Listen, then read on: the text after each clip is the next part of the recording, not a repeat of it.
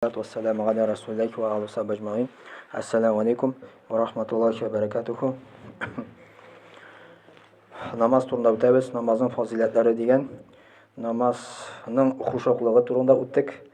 Alloh taolo Qur'onda aytgan: "Qad aflahal mu'minun allazina hum fi solatihim khoshi'un." Shundan namazlarini xushuq bilan o'quvchi mu'minlar o'ng'ashga erishdilar. Bunda Alloh taolo aytadi, kim o'ng'ashga erisha ola, namozni xushuq bilan o'qiy. Nishik xushuq bilan Alloh taoladan ko'ngilda bo'lgan bir qo'rquv. Ya'ni Alloh taoladan qo'rqib, Alloh to'g'risida o'ylab, Alloh taolani ko'rgan kebek namoz o'qu. Alloh taolo aytadi, mana shundalarda o'ng'ashga erishdilar deydi. O'ng'ashga erishir uchun tishqi yoqdan nasal fizkulturagina yetmay. Namazning aslı ishtagi yog'i. Ishtagi yog'i sen biz namozga bosdik, Alloh bilan silashamiz. Bizning namoz shunda nindi уровень xushuqlikning endi darajasi. Nindi sosredotоченность nindi darajada bizning namozing bora. Muhammad payg'ambar sollallohu alayhi vasallam aytdi, kimnikidir endi yortig'ina namoz yozilar deydi. Kimnikidir 4dan 1 ulushi, 5dan 1 ulushi, kimdir 10dan 1 ulushi yozilar deydi savobi bilan endi. Namazning ishtaligini Alloh taolo qori ko'brak. Hadisda kela biz namoz o'qib bitirgach, shu namoz Allohga mine. Allohga отчет yasaydi. Shu namoz bizning aytay ekan, nishik meni saqladi deydi, to есть o'qishi, senda shunday darajada uni saqla deb aytay ekan shu namoz. Yani shuning uchun bek muhim shu namozni ishtaligini e'tibor bergan namozni o'qiganda. Biz Alloh bilan silashamiz. Alloh bizga ko'rinmay, Alloh bizni ko'ra. U bizni ko'ra, bizni. Handari hadisda kela Muhammad payg'ambar sollallohu alayhi vasallam aytdi, qiyomat kunida kishidan eng birinchi ish etib namoz turida so'rayashaqlar. Agarda u yaxshi jirina yetkirib o'qilgan bo'lsa, onun bütün amali da yaxshi bo'ladi. Agarda u nashar bo'lsa, o'qilmagan, onun bütün amali da nashar bo'lacaq. Bu hadisni Kitira Tabarani. Namoz o'qu shunday zo'r darajaga ega bo'lishine qaramasdan o'zlarini musulmonga sanavchi qolib kishilar ona salqin qori degan. Mana Muhammad payg'ambar sollallohu alayhi vasallam aytdi, qiyomat kunida eng birinchi ish etib Alloh so'rar namoz. Namoz, ya'ni bu Allohning haqqi. Agarda namoz jirina yetkirib o'qilgan bo'lsa, jirina yetkirib nishik o'z vaqtida, tahorati bilan endi. Rukuqlar, sajdalari bilan, xushuqligi bilan uni. Biz namozga bu bitinde biz Allohga bo'lak etamiz kelib chiqa. Qurbon etamiz. Mana bu biz namoz ul qurbon, Allohga biz qurbon yasaymiz. Nini darajada bizning qurbonimiz bo'la. Mana qurbon shalabız bitadi, ul bitinde noshar, soriq bo'lsa qabul etilmay. Shuning uchun qurbonni shalganda da kengash etilar sami yaxshisin so'ylarga. Bunda da biz o'zimizning vaqtimizni, o'zimizning tanimizni qurbon etamiz, Alloh qarshida bosib namoz o'qib endi. Nindi darajada biz onlar qurbon etamiz, nindi darajada biz onlar bo'lak etamiz. Agarda u yaxshi jirina yetkirib o'qilgan bo'lsa, uni butun amaliyati yaxshi bo'ladi. Kishi e'tibor bera namozga o'z vaqtida o'qiy, namoz bo'yicha qo'rqa, xud malmashga borami, xud boshqa shaharga borami, vaqtida o'qiy namozni endi. Tahorati bilan jirina yetkirib, u mana so'ng keladigan amallarga to'g'ri shunday e'tibor bera. Mana ondan so'ng nasa kela, uraza kela. Urazada bit onda turli darajalar bor, urazaning. Uraza biz nindi ravishda tutamiz. Ayda yarida любой kunni tutsan da bo'ladi, tutmasan da bo'ladi deb o'qiy tutavizmi? Eli kun sayin tutavizmi? Jirina yetkirib, qo'rqib Alloh taoladan u butun namozga qo'ydi. Namoz yaxshi bo'lsa, urazasi da uning to'g'ri yaxshi bo'ladi. Zo'r darajada bo'ladi. Namoz noshar bo'lsa, urazada shu noshar darajada bo'ladi endi. Eli biz uraza tutib, tilimiz nindi bizning sugunami, g'aybat silimi, ham bosh so'zlar silimi, ul bitinisi tag'in namozga qo'ydi endi.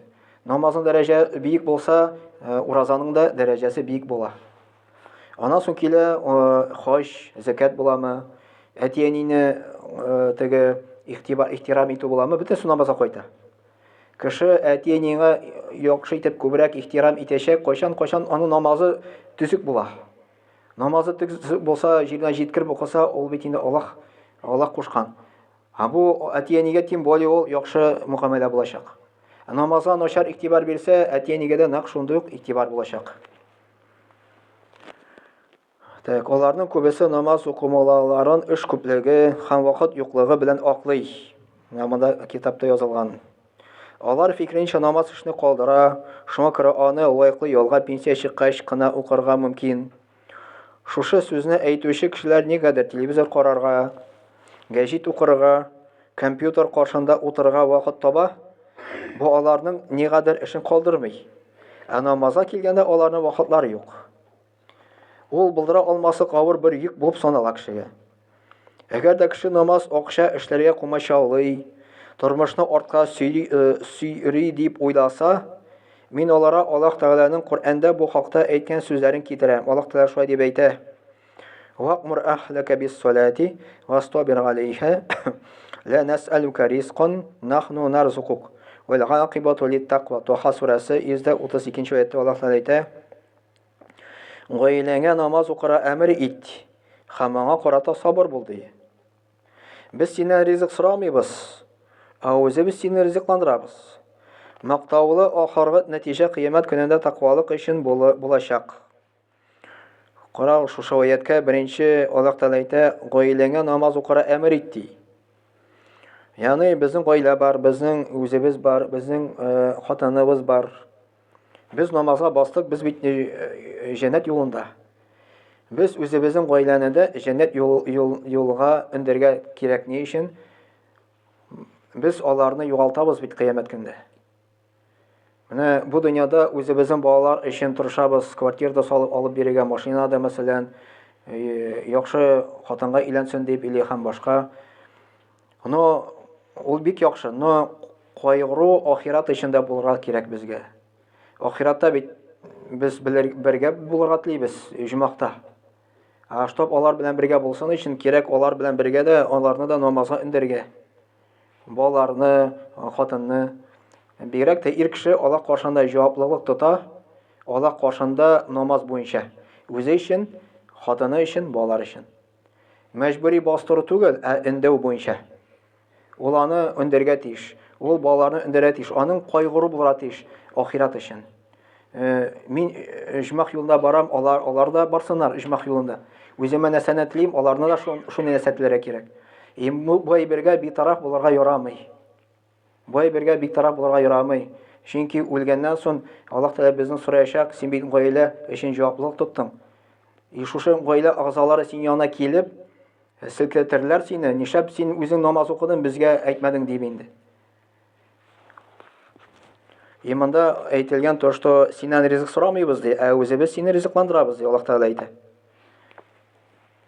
Аллаһ Тәгалә бу аятта безнең телдә әйтсәк, намаз уку сәбәпле ризык тапмаячакмын, эшем бармаячак дип кайгырма, ризык белән сине мин тәэмин итәм дигән мәгънәне аңлата.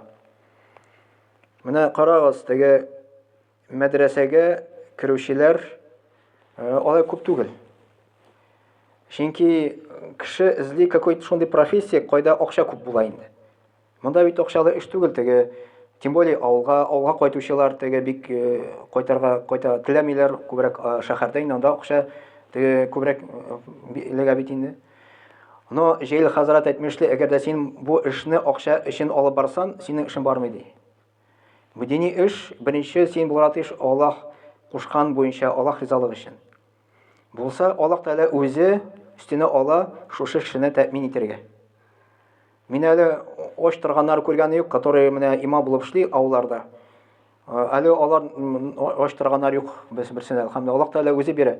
Хәтта монда мәчеттә ни зарплата бер нәрсә юк. Аны Аллаһ Тәгалә тегеннән, моннан тегеннән китерә дә, әлхәмдулилlah, кеше ач калмый, әлхәмдулилlah. Карыйсың, башкалары акча өчен китәләр, аларның да артык синнән теге карыйсың, йортыда андый түгел, машинада андый түгел инде. Потому что ризык Аллаһтан килә ул. Теге эшне дә эшләргә кирәк, но беренче онара кирәк, то что ризык Аллаһтан килә. Субханаклаһ бихамдик, ашһаду ан ла илаха илля анта, астагфирука ва атубу илейк.